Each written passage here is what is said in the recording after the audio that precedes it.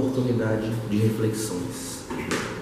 O tema escolhido para hoje, Se Eu Quiser Falar com Deus, é o título de uma música escrita pelo cantor e compositor Gilberto Gil, que na década de 80 escreveu esta música para ser cantada por Roberto Carlos, mas à época o rei recusou-se por motivos pessoais. Esta música depois foi gravada por Elis Regina no mesmo período e depois pelo próprio Gilberto. Mas quando falamos o tema Se Eu Quiser Falar com Deus, nós remetemos à capacidade mais importante e mais presente na vida do ser humano, que é justamente essa capacidade de comunicação. Todos nós temos essa necessidade imiscuída dentro do ser. Nós todos, desde ao longo da história humana, sempre buscamos comunicações, seja comunicação com os semelhantes, comunicarmos ou entender a natureza e finalmente nos comunicar com Deus. Esta busca por comunicar-se com a divindade já se tem mostrado ao longo da história através de diversos fenômenos, como por exemplo as oferendas, as danças, os rituais, sacrifícios de animais ou até mesmo sacrifícios de criaturas humanas, com o intuito de, alguma forma, comunicar-se com este Deus. Allan Kardec, em O Livro dos Espíritos, nas questões 5 a 12, aborda essa temática na primeira parte, quando ele questiona aos espíritos sobre esta relação com Deus, como entender a natureza divina. Quando ele pergunta aos espíritos se esse sentimento intuitivo de Deus que a gente observa, se ele é um produto ensinado da cultura ou esteve presente ao longo de toda a história entre os povos. Quando os espíritos dizem que isto é um fator inerente ao ser humano, até porque se assim não fosse, os selvagens não teriam essa ideia intuitiva de Deus. Quando Allan Kardec continua perguntando em outra questão, se é possível nós comunicarmos com Deus ou entender a sua natureza, quando os espíritos respondem que, por ora, ainda não nos é facultado esta capacidade, já que para comunicarmos com Deus é preciso um sentido. Esse sentido que vai ser desenvolvido ao longo dessa nossa evolução até chegar à culminância, à perfeição que todo ser está destinado.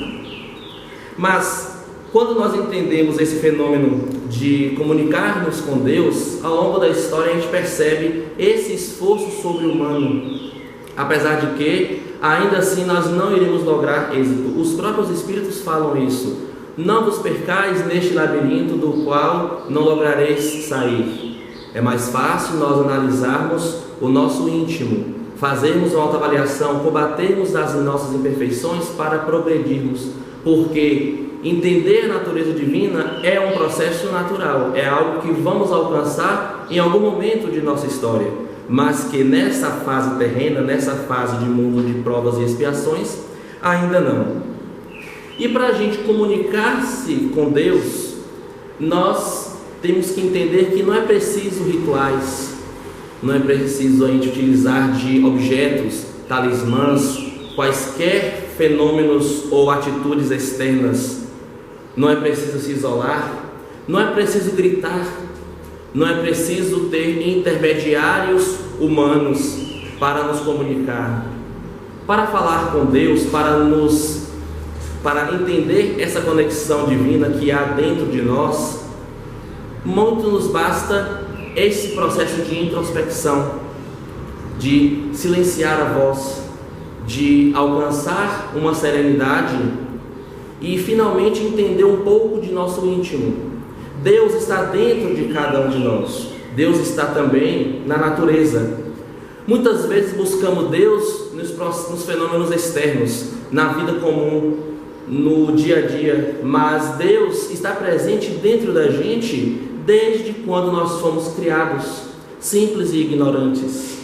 Mas Ele não se mostra como muitos que negam a existência de Deus, dizem: Deus não existe porque Ele não se mostra. Se Ele existisse, teria que se apresentar ao ser humano. Deus não se mostra porque mesmo assim muitos de nós iríamos negá-lo em sua existência. Ele quer que a gente o encontre, o sinta, que a gente compreenda essa natureza que não vai ser nesse processo, não vai ser nesse período, mas que será uma culminância profunda do Espírito imortal. E quando a gente fala desse tema, nós nos recordamos de uma história que já foi passada aqui em vídeo por Eliana, que é sobre um menino que queria encontrar Deus. Uma criança, no vídeo, é um vídeo em inglês, ele remexe nos armários e coleta alguns biscoitos, sucos, e a mãe, estranha daquela cena, questiona: onde você vai? Ah, eu vou me encontrar com Deus. Ela acha estranho aquilo, mas diz: tudo bem, não se atrase para o jantar. Essa criança sai com a mochila nas costas, cheia de comida, atravessa toda a cidade, pega o metrô, alcança uma praça qualquer. Quando ele se senta em um banco, ele encontra uma mulher afro-americana, aparentemente mal vestida. Ele se senta, começa a abrir o seu lanche e ela observa. A gente entende que ela esteja com fome, esteja ali há muito tempo sozinha. Quando ele, olhando o seu lanche, olha para ela, decide oferecer-lhe. Ela fica feliz da vida, agradece, toma do seu bolinho.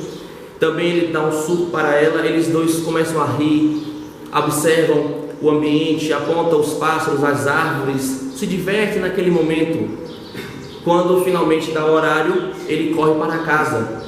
Quando chega em casa, a mãe pergunta: e aí, meu filho, você conseguiu encontrar Deus? Mamãe, eu encontrei Deus. Ele tem o sorriso mais lindo do mundo. Quando essa senhora sai do banco da praça e vai encontrar com a sua amiga em outro ambiente, ela pergunta: por que você está tão sorridente? Ah, eu encontrei Deus. Não sabia que ele era tão pequenininho, tão novinho, mas é uma gracinha. Quando nós entendemos esse falar com Deus, encontrar com Deus, é muitas vezes encontrar com o nosso semelhante. Deus está em cada um. Se nós nos inclinarmos àquele que está mais próximo de nós, nós iremos encontrar essa essência divina. Em o Evangelho segundo o Espiritismo, no capítulo 27, Buscai e Achareis, Allan Kardec analisa sobre o fenômeno da prece, que é das formas mais acessíveis de nos comunicarmos diretamente com Deus.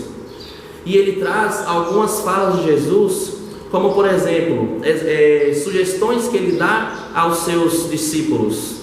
Quando fordes falar com Deus, não é preciso falar nas praças públicas, em ambientes externos, para que todos vós os vejam, como fazem os hipócritas.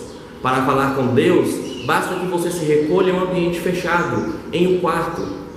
E falando com Deus em segredo, Deus também lhe escutará em segredo.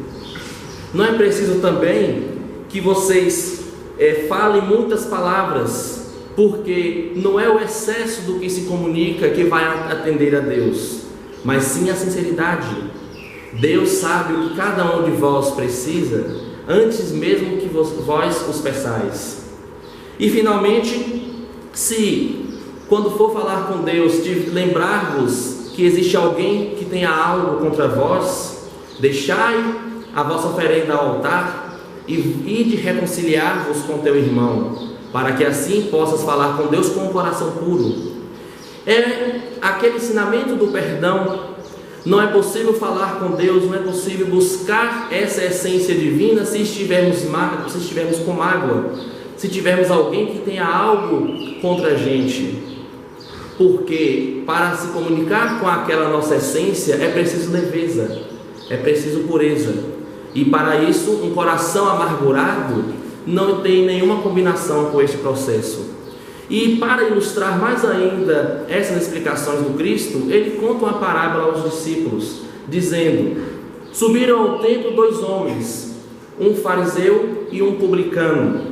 O fariseu, quando chega ao templo, olha para cima e diz: Senhor, eu vos agradeço por ser o que eu sou. Jejuo 2 vezes por semana e cumpro minhas obrigações. Não sou como as pessoas hipócritas e nem como este publicano que aqui se encontra. dou o dízimo sempre e estou de acordo com os meus compromissos para contigo. O publicano, por sua vez, se aproxima do templo, mas nem ousa olhar para o céu, nem ousa olhar para cima. Ele apenas bate a mão no peito e diz: Senhor, perdoa-me, pois eu sou um pecador. Em verdade, Jesus continua, em verdade vos digo que este segundo está muito mais justificado do que o primeiro, porque a gente deve buscar a Deus com sentimento de humildade, e aquele que se eleva será rebaixado, e aquele que se rebaixa será elevado.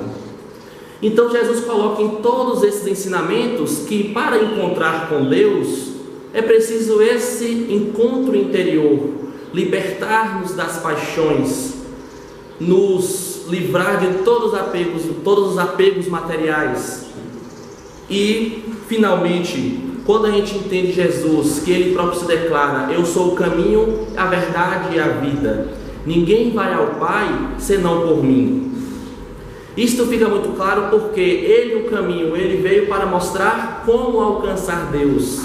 A verdade, através da Boa Nova do seu Evangelho, nós temos todos os ensinamentos, todas as máximas necessárias para avançarmos nesse processo evolutivo do ponto de vista moral. E a vida, porque com Jesus nós iremos entender todo o sentido da nossa existência, da existência humana. E se eu quiser falar com Deus, basta finalmente que nós acerenamos o coração e percebamos tudo o que acontece à nossa volta, que são providências da divindade para que nos encaminhem pelo melhor sentido da vida. Finalmente, para completar, esta música que foi gravada por Gilberto Gil na década de 80 não foi gravada por Roberto Carlos, porque ele percebeu que havia um certo tom agnóstico na canção. Mas esta música foi gravada por diversos compositores, por diversos artistas da música popular brasileira, a exemplo de Elza Soares, Sandy Júnior e Maria Rita, Elis Regina e o próprio Gilberto Gil. Nós iremos escutá-la e nós apenas apontamos 3 pontos dentro da letra da música, que cada um pode escutar, analisar e refletir. E paralelamente também iremos exibir um clipe que ilustra algumas partes da canção. Gilberto coloca: se eu quiser falar com Deus no sentido de ficar introspectivo, se eu quiser falar com Deus no sentido da dor, do sofrimento, e se eu quiser falar com Deus na busca pela plenitude.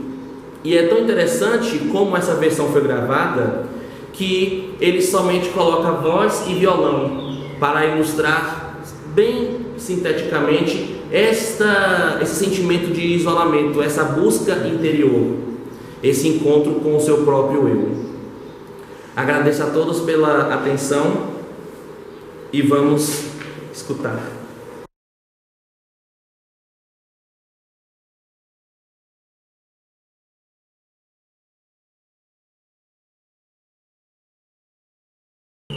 Bom, quando a gente escolheu o tema o egoísmo, já sabíamos que Tiago ia falar sobre esse tema que acabamos de ouvir. E esta frase curta, o egoísmo, está em Chico Xavier e uma outra do filósofo Pascal. Eles nos chamam a atenção da seguinte forma. Emmanuel diz que o egoísmo é a chaga humana responsável por todas as misérias sociais humanas. Pascal diz que o egoísmo é a lepra da alma. Confirma que o egoísmo está sempre de mãos dadas com orgulho. E Emmanuel diz que o egoísmo é filho do orgulho, chamando-nos a atenção, especialmente para nós os cristãos espíritas, que nós temos uma grandiosa missão de ajudarmos a formar um novo planeta, um novo mundo, onde a felicidade reine, e para isso nós precisaremos derrubar, destruir esta chaga, esta lepra. Emmanuel confirma ainda que o cristianismo não cumpriu seu papel até hoje, apesar da missão deixada por Jesus sobre o amar ao próximo, porque o egoísmo continua a comandar as nossas ações. E aí sim, esse capítulo 11º tem como título Amar o próximo como a si mesmo. Eles reafirmam que jamais cumpriremos esse mandamento divino de sublimação, de elevação do ser, enquanto formos egoístas. Porque o egoísmo, ele cria muros, barreiras enormes que nos distanciam por demais do nosso semelhante.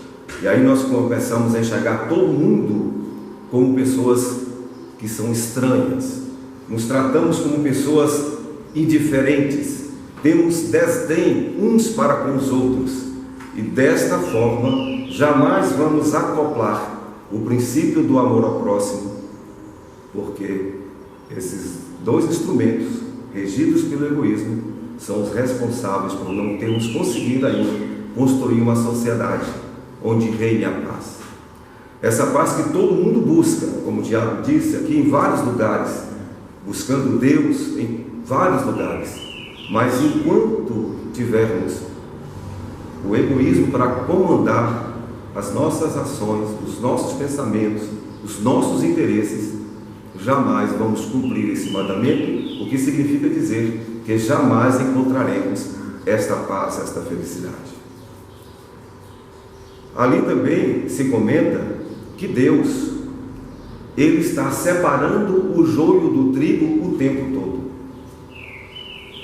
As profecias bíblicas falam de um fim planetário, de uma transição, onde Deus iria separar os que amam e colocar de um lado, e os que não amam seriam colocados de um outro lado, para que aqueles que amam não sejam perturbados por aqueles que não amam. Mas ali se afirma que não terá propriamente um tempo para fazer isso, porque isso já é feito o tempo todo. Cada um de nós encontra dentro de si um céu ou um inferno, um amor ou a ausência dele, a cada segundo. À medida em que a gente tem um gesto de amor, automaticamente estamos em paz. Deixamos de tê-lo, automaticamente não temos mais a paz. Então Deus controla com as suas leis esse joio, esse trigo que está dentro de nós o tempo todo. Fomos pessoas do bem, a paz está conosco. Deixamos de ser, automaticamente a angústia se instala em nossa alma. E é assim que estamos. Eu vou aqui contar uma história que é de domínio público, que circula no meio espírita, que vai falar inclusive do que seria um exemplo do cúmulo do egoísmo. A situação se deu com um homem que não se preocupou aqui na terra em fazer o bem. Ao contrário, para alcançar seus interesses pessoais, ele fazia qualquer coisa, roubava, matava, o que fosse possível para alcançar os seus meios, para alcançar, aliás, os seus interesses. Ele utilizaria de qualquer meio para que ninguém o interrompesse. Se não fosse por bem, era por mal e pronto. Então ele se transformou numa pessoa perigosa para a sociedade, até que ele acabou entrando em confronto com a polícia, numa perseguição, e desencarnou assim. Ficou numa região de sofrimento, onde vivem pessoas com o coração endurecido, como não poderia deixar de ser. E depois de muito tempo de sofrimento, de angústia, ele deu um pequeno sinal de arrependimento, de que realmente ele escolheu a forma pior para se viver, para se alcançar as metas. Isso foi o suficiente para que espíritos protetores o cercassem para tentar retirá-lo daquela situação, porque ele estava preso por teias magnéticas inferiores, pelos crimes cometidos e pelas agruras que ele provocara no coração de muitas pessoas. E não é fácil se libertar de uma teia magnética com esta densidade de falta de amor. E os espíritos protetores então começaram a fazer um estudo intenso. Mas será que ele não teve nenhum gesto bom? Aplicando aquele princípio de Shakespeare, que nenhum gesto de amor passa em vão. E aí, diante de muitas pesquisas, um protetor falou: olha, eu localizei, teve um gesto bom que ele fez. Aí mostraram o quadro magnético das ações e todos foram assistir. O que foi que ele fez de bom? Ficou todo muito curioso. Naquele dia que ele estava sendo perseguido pela polícia, ele adentrou uma mata e durante um certo momento, naquela trilha que ele percorria, tinha uma teia de aranha, com algumas aranhas ali. E por uma questão de segundo, ele ia pisar, ele deu um salto e não destruiu aquela obra da natureza. Pronto. Agora nós temos um argumento divino para magnetizarmos ele a uma teia de aranha. Vamos traçar essa teia de aranha e vamos imantá-lo, e aí nós vamos puxando até que ele saia dessa zona de vibrações inferiores. E assim foi feito. Construir uma teia de aranha magnética, ele foi acoplado e os espíritos começaram a fazer a sucção. Ele foi subindo, foi emergindo e foi saindo daquela região escura e sentindo uma sensação maravilhosa de quem está se libertando de uma grande dor. Aí ele percebeu algumas vozes, pessoas que gemiam e sorriam ao mesmo tempo. Aí ele olhou para baixo, aí ele viu aquele tanto de gente preso àquela teia, porque os espíritos são assim. Quando eles atendem um espírito em sofrimento, aqui nas mediúnicas é assim que acontece, eles não atendem somente um, vários outros são auxiliados naquele instante. E outros tantos criminosos também estavam sendo arrastados por aquela teia de aranha. Mas este homem, que já estava chegando no topo da libertação daquela zona de sofrimento, ele teve uma crise de egoísmo total e começou a chutar, pisotear e sacudir para que aqueles outros saíssem, achando que a teia ia ficar muito pesada e que ele não ia conseguir chegar ao fim. E balançou tanto e fez tanto gesto e xingou tanto que a teia se desmanchou e todos foram para baixo. Essa história está no meu espírito para mostrar isso, que muitas vezes nós somos assim. O egoísmo chega ao ponto da gente sentir inveja, incomodado com o sucesso do outro, ou de não querer dar a mão para o outro sair da dificuldade através de nós. Ah, Deus toma conta, não sou eu que tenho que ir lá intervir. E Jesus, para concluir essa reflexão breve, deixou claro esse grande problema que nós temos que resolver, que é o egoísmo. Quando ele falou daquele senhor que contratou várias pessoas para trabalhar na sua lavoura, na sua vinha, e muitas pessoas vieram, mas não tinha lugar para todo mundo.